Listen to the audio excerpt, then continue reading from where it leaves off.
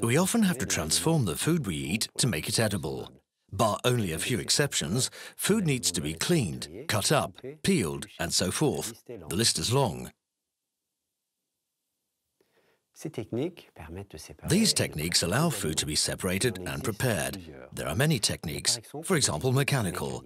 These simply involve cutting, squeezing, grinding, or sieving. There are also heating techniques such as drying, melting, and crystallizing. There are biochemical techniques where the aim is to destabilize the molecular or cellular structure of a foodstuff. This is true of curdling milk, but we will be looking at that later on. Let's look at the example of two cereals to illustrate these techniques. Grains of rice need to have their hard husks removed. In olden days, mechanical techniques involved beating every head of rice on a board. The grains were then poured into a mortar to be separated.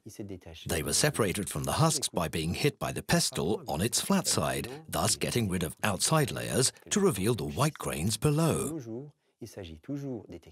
Nowadays, techniques are still mechanical, but rice is husked in industrial rice mills. Rubber rollers separate the grain from its husk without breaking it. The rice is then whitened by polishing the outside layers and removing the dust. What about grains of wheat? How are they milled into flour? In the olden days, they were ground by millstones. Nowadays, they are ground in industrial mills, which pass them between two steel corrugated cylinders. Then they are sieved to separate the flour from the coarser, darker bits.